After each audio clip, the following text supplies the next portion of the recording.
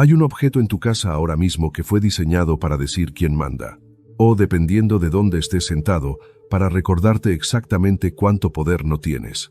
Lo más extraño es que probablemente lo usaste hoy sin pensarlo 2 veces, porque durante casi toda la historia humana, una silla no era un mueble, era una declaración política, una herramienta silenciosa de autoridad, una forma de decir, sin palabras, quién podía hablar y quién debía quedarse de pie. Piensa en algo curioso. La palabra catedral, uno de los edificios religiosos más importantes del mundo, viene del latín catedra, que literalmente significa silla. Más específicamente, la silla del obispo, un edificio entero nombrado por un asiento. Y eso no es casualidad. Es una pista de un mundo donde las sillas significaban muchísimo más de lo que hoy imaginamos. Si te interesa descubrir las historias ocultas detrás de las cosas que usamos todos los días, suscríbete a El Origen de Todo, porque después de este video, probablemente nunca volverás a sentarte sin mirar una silla de la misma forma. 1. Cuando sentarse era un privilegio. Hoy vemos una silla y pensamos en algo simple. Comodidad, descansar un rato, comer más cómodo, trabajar sin cansarnos tanto. Pero durante miles de años, sentarse no era un derecho cotidiano. Era un privilegio reservado para unos pocos, y eso cambiaba completamente la experiencia humana de cualquier habitación. Mientras una persona se sentaba elevada sobre un asiento decorado, todos los demás permanecían de pie, sobre el suelo o en bancos improvisados. La diferencia física era también un mensaje psicológico.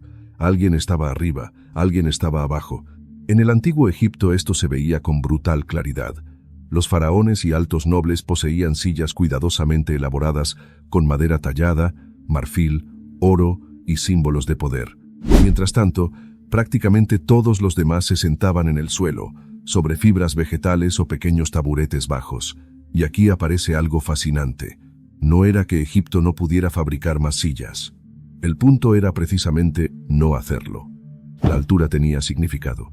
Cuando el faraón estaba sentado, literalmente mirabas hacia arriba para hablarle. Imagina entrar a una gran sala iluminada por antorchas, paredes decoradas y un gobernante sentado varios centímetros por encima del resto. No hacía falta decir quién tenía autoridad. La arquitectura ya lo gritaba. De hecho, arqueólogos encontraron las sillas funerarias de faraones como Tutankamón, decoradas con patas de león, incrustaciones de ébano y marfil, objetos de más de 3000 años que todavía hoy generan algo extraño, incluso vacíos, siguen imponiendo respeto. Pero Egipto no fue el único lugar donde el poder aprendió a sentarse. 2. Roma, religión y el arte de mandar sentado. Los griegos transformaron la silla en algo más elegante. Diseñaron modelos curvos y sorprendentemente cómodos para la época, como la famosa clismos, una silla también pensada para el cuerpo humano que todavía inspira diseños modernos. Pero aquí aparece el verdadero problema. Seguía sin ser para todos. Tener una silla continuaba siendo un símbolo de estatus, algo que comunicaba riqueza, posición social y acceso al poder. Los romanos llevaron esa idea todavía más lejos. Crearon algo llamado la silla curul, un asiento plegable reservado exclusivamente para magistrados importantes, jueces y líderes militares. Y esto es fascinante. La silla no representaba autoridad. La silla literalmente otorgaba autoridad. Si tenías derecho a sentarte ahí, significaba que podías impartir justicia, dirigir soldados o tomar decisiones políticas. El asiento funcionaba casi como una credencial de poder visible para todos. Y aquí aparece una conexión increíble con el presente. Muchas palabras modernas todavía conservan esta lógica antigua. El chairman en inglés, el presidente de una junta, literalmente significa la persona de la silla. Incluso hoy, en reuniones importantes, suele haber alguien sentado en la cabecera de la mesa, muchas veces con una silla ligeramente mejor que el resto. Parece un detalle insignificante. Pero quizás acabas de darte cuenta de algo incómodo. Seguimos representando poder exactamente igual que hace miles de años. 3. La Edad Media y el mensaje silencioso del poder. Si viajaras a un gran comedor medieval esperando encontrar una mesa llena de sillas, probablemente te sorprenderías muchísimo. Porque durante siglos, incluso personas relativamente importantes seguían sin tener una. En las grandes casas señoriales había una regla silenciosa pero extremadamente clara. El señor de la casa tenía silla, los demás tenían bancos o directamente permanecían de pie. La escena era mucho más incómoda de lo que imaginamos hoy. Imagina largas cenas en enormes salones fríos, iluminados apenas por fuego y velas, con humo suspendido en el aire y decenas de personas sentadas sobre bancos de madera duros durante horas. Caballeros, familiares, soldados y visitantes compartían tablones incómodos mientras una sola persona ocupaba un asiento individual elevado al final de la mesa. La silla era una señal visible de jerarquía. No importaba cuánto dinero tuvieras o cuántas tierras poseyeras. Si no tenías silla, sabías exactamente tu lugar. Y eso revela algo todavía más importante. La silla nunca tuvo que ver realmente con comodidad. Se trataba del control visual del espacio, de quién hablaba primero, de quién decidía, de quién ocupaba el centro de atención. Pero aquí es donde todo empieza a cambiar. Porque un hombre alemán, obsesionado con una pregunta aparentemente simple, terminaría transformando un símbolo de poder de miles de años en algo tan común que hoy probablemente tienes varias en casa sin pensar en ello. 4. El hombre que hizo que el poder se volviera barato. Durante el siglo XIX, un ebanista alemán llamado Michael Thonet empezó a obsesionarse con una pregunta extraña. ¿Por qué una silla tenía que ser tan costosa y complicada de fabricar? Hasta ese momento, una buena silla seguía siendo algo relativamente caro, construido a mano, pesado y asociado al estatus. Para millones de personas, los bancos de madera seguían siendo la norma, pero Thonet creía que existía otra forma.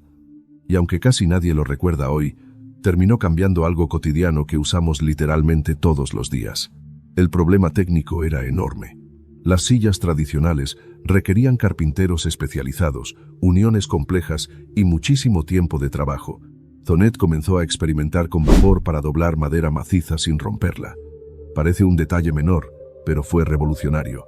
En vez de tallar piezas complicadas, podía curvarlas usando calor y humedad.